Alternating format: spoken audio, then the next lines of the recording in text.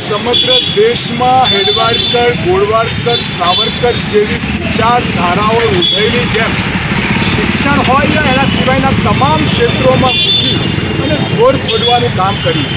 આ એક બાજુ સાવરકર, ગોળવાડકર, હેડવાડકર જેવી વિચારધારા સામે ગાંધી, સરદાર, નહેરુ, ભગતસિંહ જેવી ક્રાંતિકારી વિચારોની લડાઈ છે. આ બે વિચારધારાની લડાઈ છે. પેપર લીકની વાત હોય, શિક્ષણમાં બેફામ શિક્ષણ માફિયાઓની લૂંટની વાત હોય, ભરતી કૌભાંડની વાત હોય યા પછી કરપ્શનની વાત હોય, વારંવાર આ લોકો જ્યારે સત્તામાં નહોતા તો કોંગ્રેસ પર ભ્રષ્ટાચારના આક્ષેપો કરતા હતા. એક પણ ભ્રષ્ટાચાર સાબિત કરી શક્યા નથી. અને આજે તમે જો જંતર મંતર પર જૈનજી વિદ્યાર્થીઓ પોતાના હક માટે લડાઈ લડી રહ્યા છે. આ દેશનો એક વૈજ્ઞાનિક ગાંધીના વિચારધારાથી લડાઈ લડી રહ્યો છે. પરંતુ આ કટ્ટરવાદી, નફરત ફેલાવનારા, સત્તા બિંદુના હિન્દુઓની આ સરકાર લાઠીચાર્જ કરી રહી છે, માર મારી રહી છે, સંવિધાનનું ખૂન કરી રહી છે. અને વિરોધ પક્ષના નેતા જેને પોતાનો પક્ષ રાખવાની પૂરેપૂરી સત્તા હોય એ જ્યારે સ્પીકર જોડે જઈને મંજૂરી માંગે છે સંસદમાં ચર્ચા માટે, અદાણીની વાત થાય, મોટા મોટા બ્રિજોની વાત થાય, મલાઈ ખાવાની વાત થાય, પ્રધાનમંત્રી આમ કરીને મજા લેવાની વાત થાય, પણ કરોડો રૂપિયાના ખર્ચે ચાલતી સંસદમાં છાત્રોની વાત નહીં કરવાની, સરકારને પૂછવાનું. અને એ સરકાર માટે તાના સાના ઘર આગળ જ્યારે વિરોધ પક્ષના નેતા બેસે છે તો એમને પણ ઉપાડી જવા, એમની સાથે પણ દુર્વ્યવહાર કરવો અને લાઠીચાર્જ કરવો. આ જે બે લડાઈ છે વિચારોની, એના માટે આજે અમારું વિરોધ પ્રદર્શન છે. કારણ કે આ સરદાર અને ગાંધીની ધરતી છે. આ દેશ એ સરદાર ગાંધીનો દેશ છે. ત્યાં ગોડસે, ગોળવાડકરને, હેડવાડકરની કટ્ટર વિચારધારા નહીં, અહીં માનવતા, એકતા, પ્રેમની, સંવિધાનની વિચારધારા ચાલશે. અને એ વિચારધારાની વિદ્યાર્થીઓના હિત માટે, એમના સહકાર માટે અને એમના સપોર્ટ માટે આજે ભારતીય રાષ્ટ્રીય કોંગ્રેસ સરદાર વલ્લભભાઈ પટેલ શિક્ષણ નગરી વિદ્યાનગરમાં જાહેર ચોક પર વિરોધ કરી અને જનતાને જગાડવા માટેનું વિરોધ પ્રદર્શનનો કાર્ય.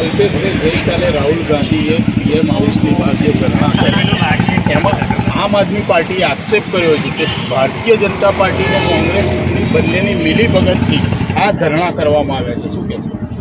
હવે એ આમ આદમી પાર્ટીની અલગ વિચારધારા છે અને અલગ બયાનબાજી કર્યા કરે. આ દેશનો પ્રધાનમંત્રી લાઠી ચાલતી હોય, ગોળી ચાલતી હોય, બાળકો આત્મહત્યા કરતા હોય અને બહાર ઈલું અને મજા કરતા હોય અને આ બાબતે ચૂપકી સાધી અને બિલકુલ જ સિરિયસ ના હોય તો શું વિરોધ પક્ષનો નેતા એમના ઘર આગળ જઈને ધરણા ના કરે? ધરણા કર્યા છે. તમારી જેમ ધતિંગ નથી કરે. ધર્મેન્દ્ર પ્રધાને રાજીનામું આપવું જોઈએ. અરે ભાઈ, ધર્મેન્દ્ર પ્રધાને 100% રાજીનામું આપવું જોઈએ. મંત્રી છે, પટાવાળો નથી. એની જવાબદારી છે કે આ ના થવું જોઈએ. એનો મતલબ શું?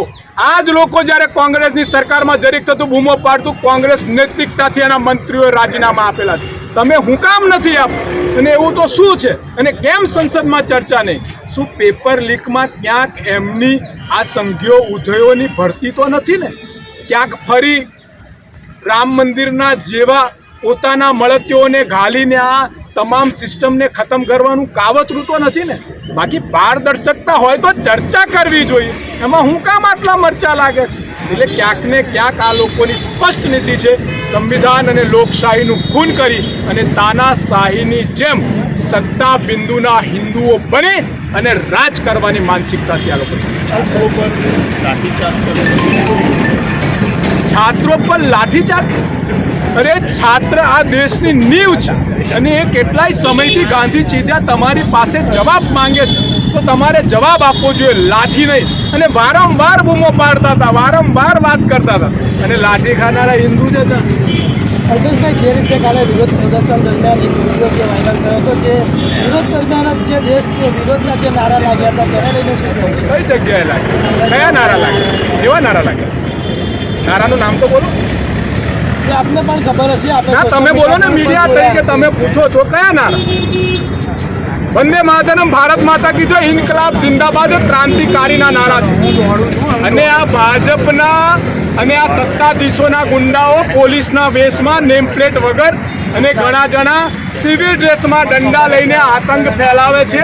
એ રીતે હમણાં જ મળતિયાઓ આ બધા સોશિયલ મીડિયા પર કાવતરા કરે છે. હું આ મીડિયાને પૂછું છું, તમારી જોડે એવો કોઈ પણ વિડીયો હોય તો લાવો અને બતાવો કે આ વિરોધ પ્રદર્શનમાં તમારા વાળા આ લોકો દેશ વિરોધી નારા લગાવતા હતા. આમને તો કશું પૂછો કે ખાડો કેમ છે, તો કે જય શ્રી રામ. પુલ કેમ પડી ગયો, તો કે જય શ્રી રામ. પેપર લીક કેમ થયું, તો કે જય શ્રી રામ. અલા, રામનું નામ તમારા ભ્રષ્ટાચાર, તમારા ગોરખ ધંધા સંતાડવા માટે નહીં, રામનું નામ રામ રાજ્ય માટે લેવાની જરૂર છે. અને અમે રામ રાજ્યના રામ સાથે છીએ. આ લોકો રામના નામે ભ્રષ્ટાચાર કરે એની સાથે નથી.